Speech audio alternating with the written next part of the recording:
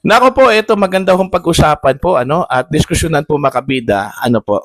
Okay? Hirap na hirap daw makabida ito hong Marcos administration na maghanap po ng kandidato makabida na pwede ho nilang pantapat po kay Vice President Sara Duterte Kahit na nagsabi po ang Pangulo kahapon makabida na mag-i-endorso siya ng kandidato for 2028 presidential elections. All right? Na pwede hong magpatuloy ng kanyang mga nasimulan, mga kapida, kagaya na lang po ng anti-corruption drive, okay, ng Marcos administration daw. Okay? Pero, naniniwala ho si Mr. Lito Banayo, ito hong kilalang political strategist po, mga kapida, na mahihirapan po, si PBBM na maghanap na pwede ho niyang i-endorso at pantapat po kay VP Sara. Kahit na po lumulutag itong mga pangalan po ni dating Vice President at now Naga City Mayor Leni Robredo, okay? Raffy Tulfo, mga kabida. Itong dalawa lang po ang sa tingin ko po mas nakakaangat kung ikukumpara sa ibang mga potential candidates sa pagkapangulo po ng Pilipinas come 2028, mga kabida. Malabo daw, sabi po ni Mr. Lito Banayo, na tatakbo itong dalawa, mga kabida, bilang Pangulo ng Pilipinas, Alamin natin ang rason, okay, mga kabida, po, sa panayam, okay, ng SMNI, dito ho kay Mr. Lito Banayo, mga kabida. Pakinggan natin. Naman sa tanong na meron pa ba silang kayang ipalutang na mga pangalan na magiging katunggali nitong si Vice President Sara Duterte? Masyado lang huli na kung sa 2027 meron pa. Kasi sa ngayon, meron na bang mas malinaw na pwedeng, kumbaga, kung nagkaroon ng labanan, pagpapawisan talaga si VP Sara sa labanan, Sir Lito? Wala akong nakikitang napakatinding makakalaban ni Vice President Inday Sara. Kung tutuusin natin, maaring sabihin natin na ang pangalawang medyo malakas na kandidato ay si Naga City Mayor at dating Vice President Leni Robredo. Pero alam mo, natalo na si Vice President Leni noong 2022. At siguro mahirap para sa kanya na magdesisyon na sumabak na muli sa pagkandidato sa presidency. To begin with, sa ating kasaysayan, walang natalo sa pagkapangulo ng minsan na sa pangalawa o pangatlong pagsubok na naman ay nanalo pa. Unfortunately, yun yung tinatawag na regla ng ating politika sa presidency. Ito naman si Senator Raffy Tulfo, na pumapangatlo sa mga surveys after Leni Robredo. Tingin ko sa pagtansya ko sa kanya, sigurado siya na re-election more or less panalo siya kung re-election lang ang pag-uusapan. Pero since kailangan na siyang tumakbo, pag siya'y tumakbo ng presidency at natalo siya, hindi na siya senador. So malaking risk, malaking riesgo para sa kanya yung pagtakbo. Kaya tingin ko hindi talaga malaman ng pamahalaan ngayon ng administrasyon ni Pangulong BBM kung ano ang gagawin nila sa 2028, sino isasabak nila o sino ang kung saan mapipressure o mai-impluensyahan nila sumabak laban kay Vice President Inday Sara. Ayun po. Alright? Malinaw, mga kabida, na hirap ito hong Marcos administration na maghanap po ng kandidato na pwede ho nilang pantapat po kay Vice President Sara Duterte, Although itong mga personalidad na ito, mga kabida, Raffy Tulfo, Leni Robredo, kahit pa paano meron po sinasabi, pumapangalawa, pumapangatlo sa mga surveys, mga kabida, kay Vice President Sara Duterte. Pero kahit na napakalayo pa rin, mga kabida, po. Okay? Yung grounds na nakikita ko ni Mr. Lito Banayo patungkol ho sa possible na pag-atras, nitong dalawa na tumakbo bilang Pangulo po ng Pilipinas, valid naman po yun Okay? Valid po yun, Kasi kung ako po si Leni Robredo, okay, tapos okay na po yung aking katayuan po sa Naga City, mga kabida, marami po akong mga nakahandang proyekto at programa para sa aking mga kababayan, bakit ko po iiwan, mga kabida? At isusukli ko doon ho sa isang possible position na wala naman pong katiyakan kung makukuha ko o hindi, mga kabida. Di ba? Tama yung sinabi po ni Mr. Dito Banayo na wala pa po sa kasaysayan, mga kabida, na isang natalong kandidato ho sa pagkapangulo, bumalik muli at nanalo, mga kabida, po. Okay? Sa panig naman po ni Rafi Tulfo, okay, last term na po niya ngayon, mga kabida.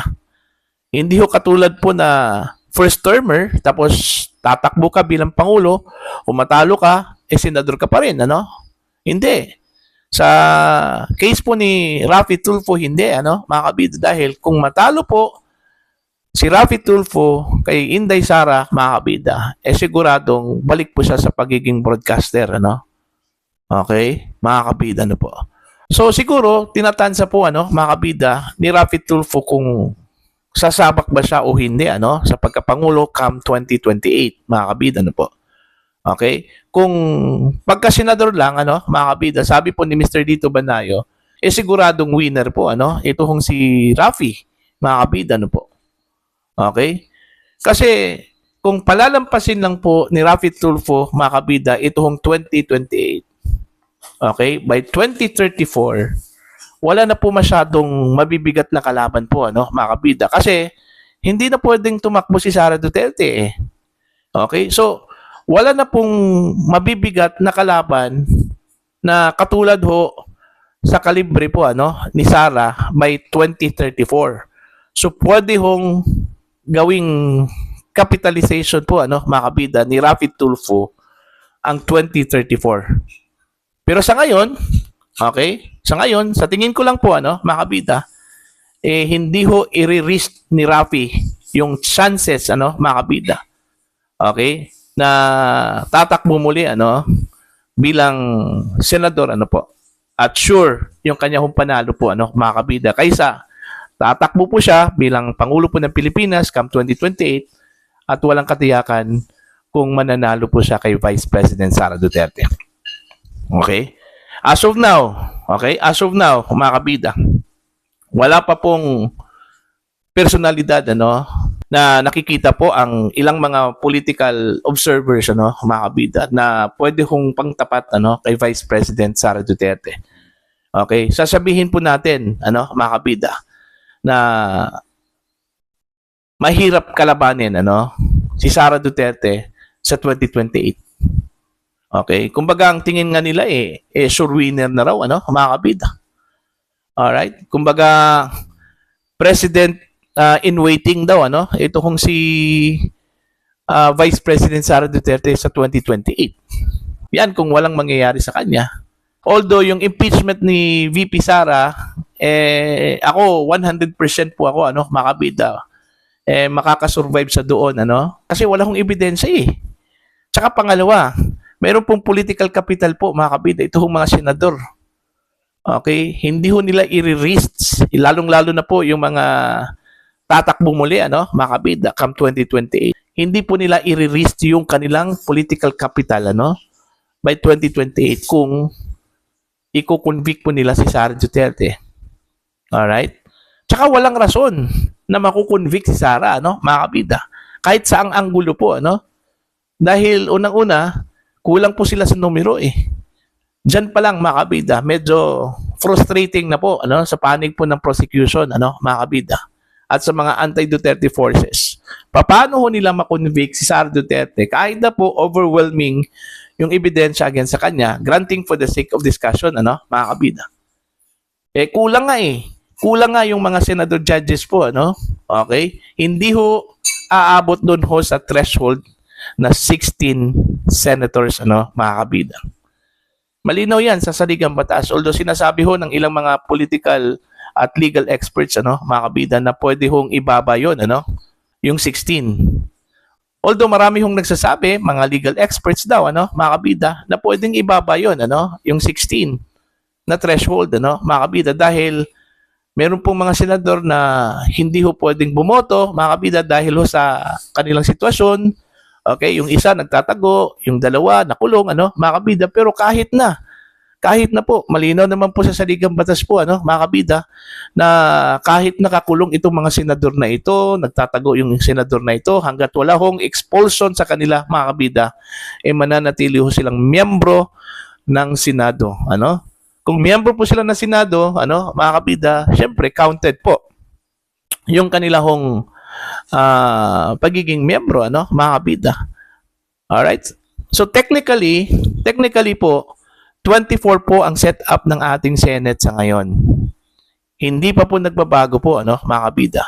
So when it comes to impeachment voting, alright, malinaw po, 2/3 of all members of the Senate, which is 16, ano, mga kabida. And since the current setup po ng majority block dyan po sa Senado, ano, mga kabida, nasa 13 lang po, so kulang po sila. Hindi ho sila aabot doon ho sa 16, mga kabida. And since hindi ho sila aabot po doon, ano, ang magiging desisyon dyan, mga kabida, whether makukonvict si Sara Duterte sa pamamagitan po ng ebidensya, mga kabida, okay, automatic po, acquittal ang magiging desisyon ng impeachment court. Okay? So, parang tuloy-tuloy na ata itong pagiging Pangulo ng Pilipinas ni Vice President Sara Duterte, ano? Hanggat wala hong makikitang formidable opponent, okay, ang administrasyon, ano, mga kabida, na pwede ho nilang pantapat, ano po, kay Vice President Sara Duterte. Okay? Para po sa inyong opinion at pananaw po, ano, please comment down. Sa mga hindi pa po subscribe po sa channel, please subscribe. Just click the subscribe button, click the notification bell, click all para updated po kayong mga kabida sa aking mga uploads. Maraming salamat po sa inyo lahat.